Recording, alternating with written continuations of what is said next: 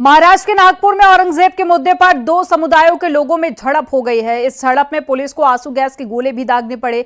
औरंगजेब कब्र विवाद को लेकर मामला गर्माता जा रहा है। उपद्रवियों ने कुछ गाड़ियों में आगजनी और तोड़फोड़ भी की है। नागपुर के महाल इलाके में हिंसक झड़प हो गई, हालांकि हालात काबू में हैं।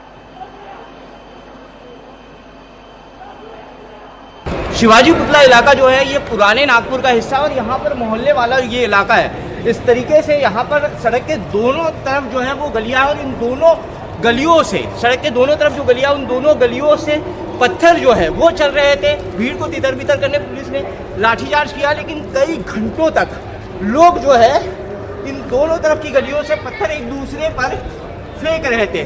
पुलिस ने आंसू गैस के गोले छोड़े और भीड़ पर जमकर लाठीचार्ज किया, जिसके बाद जो है भीड़ अब जो है वो तितर बितर हो गई है। लेकिन आप देखेंगे कि गलियों में यहाँ जो है दोनों तरफ जो है गलियों में दोनों तरफ भीड़ जो है दोनों गुटों की दिख रही है और दोनों गुटों में जो है वो नारेबाजी भी जो है वो चल रही है। तनाव की स्थिति को नियंत्रित करने के पूरे इंतजाम जो है वो पुलिस प्रशासन कर रहा है, लेकिन भीड़ फिलहाल जो है वो दोनों तरफ जुटी हुई है। वहीं नागपुर हिंसा पर केंद्रीय मंत्री नितिन गडकरी ने लोगों से शांति बनाए रखने की अपील की है। नागपूरमध्ये काही अफवा पसरवल्यामुळे धार्मिक तणाव निर्माण होण्याची स्थिती निर्माण झाली आहे। या सर्व परिस्थितीमध्ये नागपूरने नेहमी शांततेचा इतिहास हे नागपूरची विशेषता राहिलेली आहे। माझी सर्व बांधवांना विनंती आहे की त्यांनी कुठल्याही प्रकारच्या अफवांवर विश्वास ठेवू नये, शांतता प्रस्थापित करावी आणि कोणीही रस्त्यावर येऊ नये। सगळ्यांनी कायदा आणि व्यवस्थेला सहकार्य करावं आणि सलोख्याचं आणि सौहार्दाचं वातावरण ठेवण्याची नागपूरची जी परंपरा आहे त्या परंपरेनुरूप आपला व्यवहार करावा। ज्या ज्या लोकांनी चुका केल्या असतील किंवा ज्यांनी गैरकायदेशीर कृत्य केले असतील त्यांच्यावर सरकार कारवाई करेल असा विश्वास मी आपल्या सगळ्यांना देतो। माननीय मुख्यमंत्र्यांनाही या संबंधातली सर्व माहिती मिळालेली आहे, त्यामुळे आपण कुठल्याही अफवांवर विश्वास न ठेवता आपण सगळ्यांनी सहकार्य करावं आणि प्रेमाचं, सौहार्दाचं उत्तम वातावरण ठेवण्याकरता मदत करावी, पोलिसांना मदत करावी असं माझी आपल्या सगळ्यांना नम्र विनंती आहे। खबर लखीमपुर खीरी से है, जहां पर यूपी पुलिस के एक दरोगा की हिम्मत और साथ ही जाबाजी ने 5 युवकों की जान बचा ली। दरअसल एक ही गांव के ये 6 युवक तालाब में नहाने गए थे, तभी अचानक सभी डूबने लगे और इसकी जानकारी मिलते ही पसकवा थाना अध्यक्ष रविंद्र सोनकर मौके पर पहुंचे और अपनी जान की परवाह किए बिना तालाब में छलांग लगा दी। 5 को बचा लिया गया, लेकिन एक युवक की डूबने से मौत हो गई।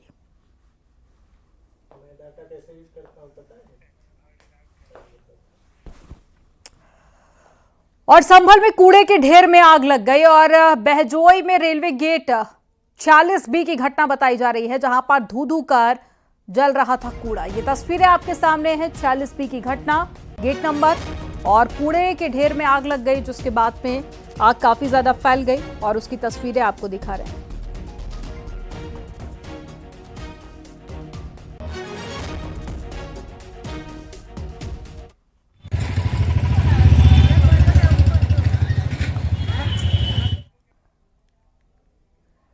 ग्रेटर नोएडा के बिसरख थाना क्षेत्र के पास में स्थित गौड़ चौक पर एक कार में आग लग गई। दमकल की टीम ने आग पर कंट्रोल किया। तो बिसरख की ये तस्वीरें आपको दिखा रहे हैं, जहां पर एक कार में आग लग गई और फायर ब्रिगेड की टीम मौके पर पहुंची और इस आग पर कंट्रोल किया गया, लेकिन तब तक काफी कार जल चुकी थी।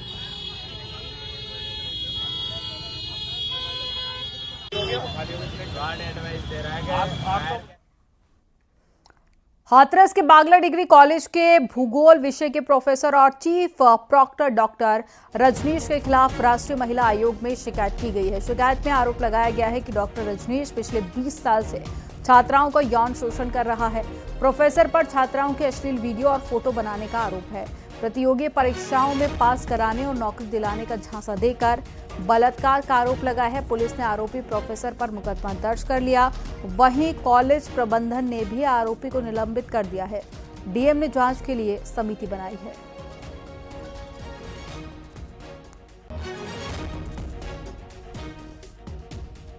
इस संबंध में जांच कराई गई और यह जांच के दौरान यह पाया गया कि प्रोफेसर रजनीश कुमार वर्तमान समय में ज्योग्राफी डिपार्टमेंट के एचओडी हैं और इस कॉलेज के चीफ प्रॉक्टर भी हैं, और इन्होंने नौकरी का प्रलोभन देने के नाम पर और परीक्षा में पास कराने के नाम पर और अन्य कारणों से जो छात्राएं हैं उनका यौन शोषण किया, उनके साथ दुष्कर्म किया और उनके इस दुष्कर्म की वीडियो भी खुद इसने बनाया और साथ ही इसको वेबसाइट पे अपलोड भी किया। इस संबंध में सुसंगत धाराओं में अभियोग पंजीकृत किया गया है और औपचारिक प्रोफेसर रजनीश कुमार की गिरफ्तारी हेतु 3 टीमों का गठन किया गया है। स्वाट, सर्विलांस और एसओजी सभी को इसमें नियोजित किया गया है। अतिशीघ्र औपचारिक प्रोफेसर की गिरफ्तारी सुनिश्चित कर उन्हें माननीय कोर्ट के समक्ष प्रस्तुत किया जाएगा और विधिक कार्रवाई सुनिश्चित की जाएगी। और रायबरेली में जमीन के विवाद में कुत्ते से हमला कराने का मामला सामने आया है, जहां पर पोल लगाने को लेकर 2 पड़ोसियों के बीच में विवाद हुआ तो एक पड़ोसी अपने खूंखार कुत्ते के साथ में हमलावर हो गए। कुत्ते ने महिला को घायल कर दिया, जिसका वीडियो अब सोशल मीडिया पर वायरल हो रहा है।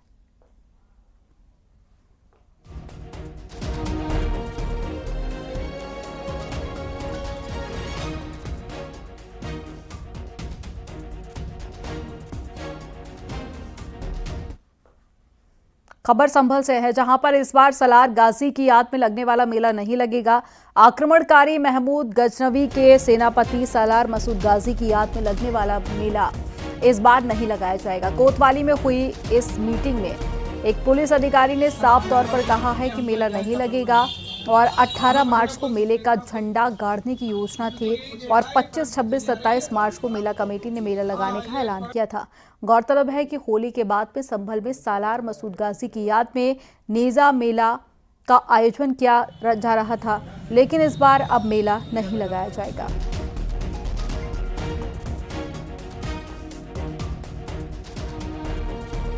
इतिहास गवाह है कि वह महमूद गजनवी का सेनापति था। उसने सोमनाथ को लूटा था, कत्लेआम किया था पूरे देश में। इतिहास जानता है किसी भी लुटेरे के याद में यहाँ कोई भी मेले का आयोजन नहीं होगा। अगर किसी ने यह अवैध कृत्य करने की कोशिश की, कठोर कार्रवाई होगी, आप निश्चिंत रहिएगा। किसी भी लुटेरे, फिर कह दूं, किसी भी लुटेरे के प्रति आप अगर कहेंगे कि ये बहुत अच्छा है, बड़ा अच्छा दर्जा वाला है, तो बिल्कुल नहीं माना जाएगा। देश के प्रति जिसने भी अपराध किया है उसका साथ कोई देगा, वो भी देशद्रोही है। ये हुआ गया एसपी साहब ने हमसे कहा कि आप सैयद सलार मसूद गाजी रहमतुल्लाह अलैह की याद में कोई भी नेजा मेला नहीं बनाएंगे।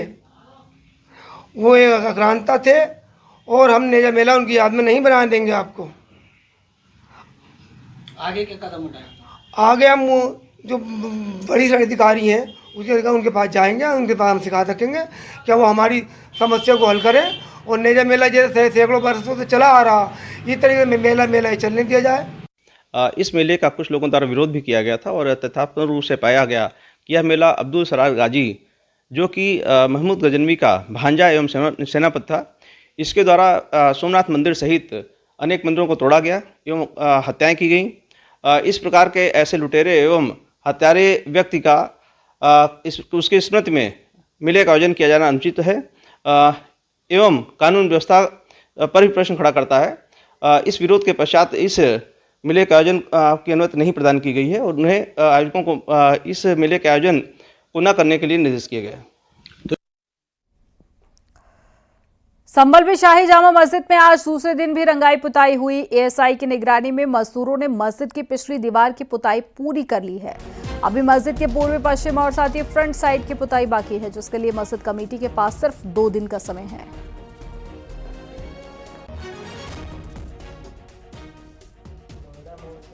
संभल की जामा मस्जिद में दूसरे दिन भी पुताई का काम हुआ है।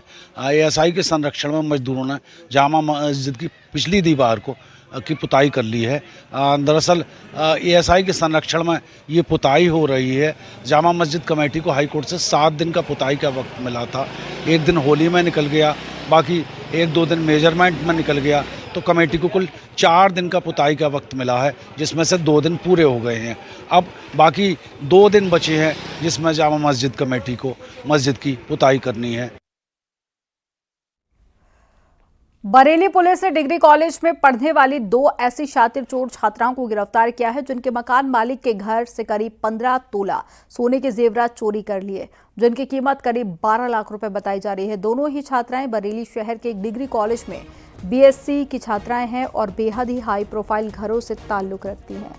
दोनों ही बरेली शहर में किराए पर मकान लेकर पढ़ाई कर रही हैं और दोस्तों के साथ महंगे महंगे शहरों में जाकर घूमना और खरीदारी करना इन दोनों छात्रों को बेहद पसंद है।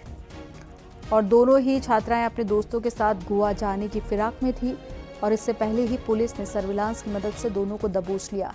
चोरी के सारे जेवरात बरामद कर लिए। फिलहाल अब पुलिस गिरफ्तार दोनों छात्राओं से पूछताछ के बाद अब उन्हें जेल भेजने की तैयारी कर रही है।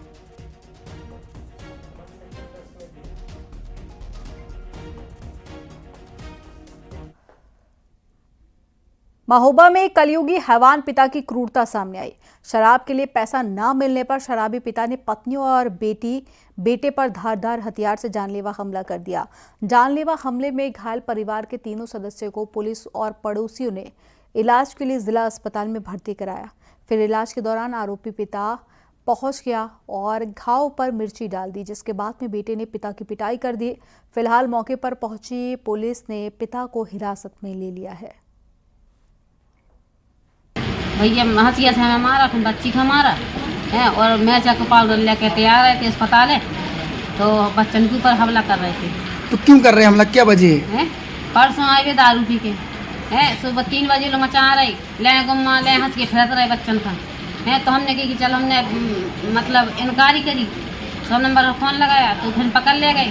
तो परसों ने फिर छोड़ दिया कल। कानपुर की चकेरी पुलिस ने शातिर नवील हसन उर्फ नवील गाजी को 6 महीने के लिए जिला बदर कर दिया है। जिला बदर घोषित होने के बाद में चकेरी थाने की पुलिस उसके घर बैंड बाजा लेकर पहुंची और अपराधी की जहां पर दहशत थी वहां पर जुलूस निकाला और फिर उसे कानपुर की सीमा से बाहर छोड़ दिया। चेतावनी दी कि अगर जिले में दिखे तो पुलिस फिर से एक्शन लेगी।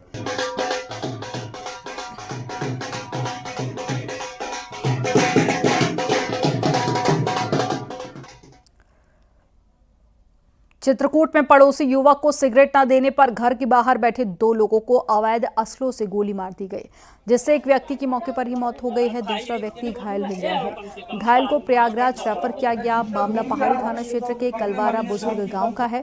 वारदात के बाद में आरोपी मौके से फरार हो गया। सूचना के बाद में पहुंची पुलिस ने केस दर्ज कर मामले की जाँच पड़ताल शुरू की।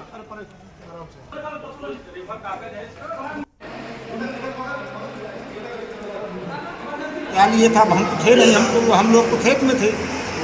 जो वहाँ सामने था वो बता सकता है क्या लिए था। तो कोई दुश्मनी थी क्या पुरानी? कुछ नहीं, कोई दुश्मनी नहीं। खानदान पिंगा रहना उठना बैठना सब एक में। हाँ बस खानदान नहीं है, पड़ोसी हैं, अगल बगल घर है। केवल पी करके आके गोली मार दिया है और कोई बात नहीं। पुरानी रंजिश कुछ नहीं है। सब कल तक एक दूसरे के लगे बैठ के उठते थे, पी खा करके है। ये आपका कौन है? ये भाई भाई अरे छोटा बड़ा छोटा। बलिया जिले के सहतवार थाना क्षेत्र के त्रिकालपुर गांव में होली के दिन सास की फटकार से नाराज विवाहिता ने जहर खाकर आत्महत्या कर ली। सूचना पर पहुंची पुलिस ने शव को कब्जे में लेकर पोस्टमार्टम के लिए भेज दिया। जानकारी के मुताबिक होली के दिन बहू ने सास को रंग लगा दिया था, जिसको लेकर सास ने बहू को फटकार और अवैध संबंध का आरोप लगाया, जिससे दुखी होकर बहू ने सुसाइड कर लिया।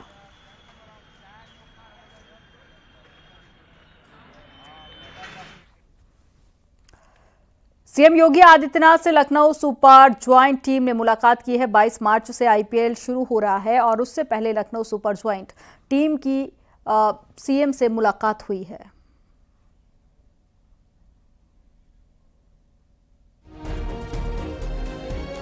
तो 22 मार्च से आईपीएल की शुरुआत हो रही है और ये तस्वीरें आपको दिखा रहे हैं लखनऊ से, जहां आप देखिए मुख्यमंत्री योगी आदित्यनाथ टीम के साथ में मुलाकात करते हुए और बेहद खुश भी नजर आए।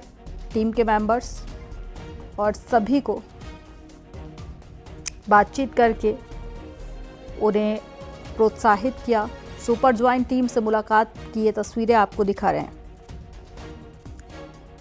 तो ये तस्वीरें आपके सामने हैं। सभी से बातचीत की मुख्यमंत्री ने और सभी का उत्साहवर्धन किया।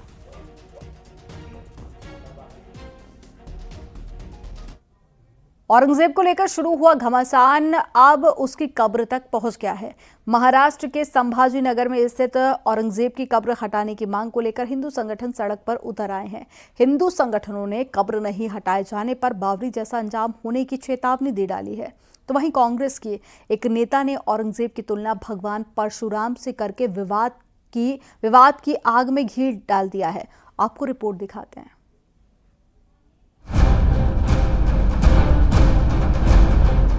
औरंगजेब की कब्र को लेकर घमासान मच गया है। महाराष्ट्र की सड़कों पर हिंदू संगठनों ने हल्ला बोल दिया है।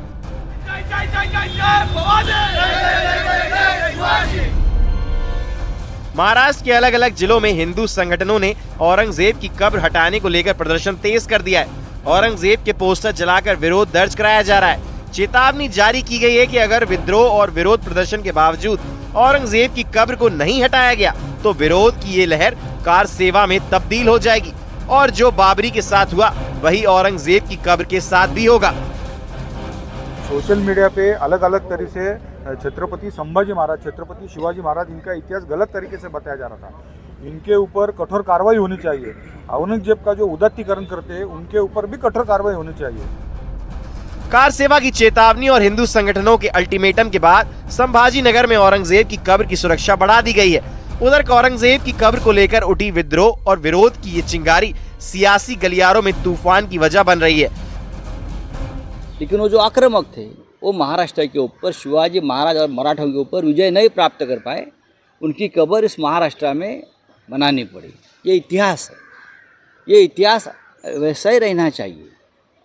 लेकिन कुछ लोग अब नए नए हिंदुत्ववादी पैदा हुए हैं, नए नए मुल्ला है। औरंगजेब कधी हजला पण गेला नाही आणि हा क्रूर शासक होता। आज देवेंद्र फडणवीसही तेवढेच क्रूर आहेत। सदाकदा धर्माचा आधार घेतात आहे, मात्र संतोष देशमुख सारख्या हत्या ज्या होतात आहे तिथे खासदारांच्या लेकीबाळी सुरक्षित नाही। बीजेपी की सरकार विपक्ष के निशाने पर है तो सरकार ने भी साफ कर दिया है कि औरंगजेब कब्र का महिमा मंडन नहीं होने दिया जाएगा और अगर किसी ने ऐसा करने की कोशिश की तो उसे कुचल दिया जाएगा। तरी या महाराष्ट्रामध्ये औरंगजेबाच्या कबरीचं महिमा मंडन होऊ देणार नाही, त्याचं उदात्तीकरण होऊ देणार नाही। त्याचं उदात्तीकरण करण्याचा कोणी प्रयत्न केला तर तो प्रयत्न त्याच ठिकाणी चिरडून टाकण्याचं काम या आम्ही केल्याशिवाय राहणार नाही।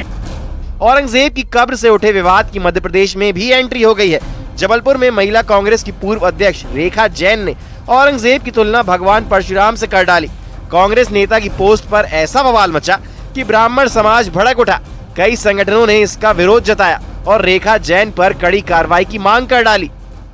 किसी को भी दुख पहुंचाना मेरा उद्देश्य नहीं था। भूलवश मेरे से, मानव स्वभाव है, गलतियां हो जाती हैं। वो गलती से मेरे से ये पोस्ट हुई जिसकी मैं सभी संस्कारधानी वासियों से, संप्रदाय से क्षमा चाहती हूँ। पहली बात तो ये है कि रेखा जैन जी मेरी मति के अनुसार, मेरी बुद्धि के अनुसार वो महामूर्ख की श्रेणी में आती हैं। आप ब्राह्मणों के क्रोध के सामने मत आइएगा। आपको अगर ज्ञान का अजीर्ण है, भगवान परशुराम जी के बारे में नहीं पता है तो ऐसी शब्दों का इस्तेमाल ना करें। औरंगजेब की तुलना भगवान परशुराम से करने पर बवाल मचने के बाद जब तक कांग्रेस नेता रेखा जैन ने अपना पोस्ट डिलीट किया और जब तक कांग्रेस ने रेखा जैन को नोटिस देकर 48 घंटे में माफी मांगने के निर्देश दिए, तब तक सियासत का ऊंट अपनी करवट ले चुका था। और उन्होंने व्यक्तिगत किस परिप्रेक्ष्य में ये कहा है तो ये उनका व्यक्तिगत मामला हो सकता है। पार्टी का इससे कोई लेना देना नहीं है। कांग्रेस दल की जगह इनको जो है मुस्लिम लीग पार्टी भी कहा जाए तो कोई अतिशयोक्ति नहीं होगी। कांग्रेस मुस्लिम लीग और जिन्ना की भाषा देश के अंदर बोल रही है। कब्र भी जाएगी, जब औरंगजेब चला गया तो कब्र भी नहीं बचेगी। औरंगजेब पर विवाद की कहानी का आगाज उस वक्त हुआ था जब समाजवादी पार्टी के नेता अब्बू आजमी ने औरंगजेब की तारीफ में कसीदे गढ़े थे। लेकिन अब ये मामला न सिर्फ औरंगजेब की कब्र और कार सेवा तक पहुंच गया है, बल्कि औरंगजेब के बहाने हिंदू मुस्लिम की सियासत ने भी फिर सर उठा लिया है। Bureau report, news 18।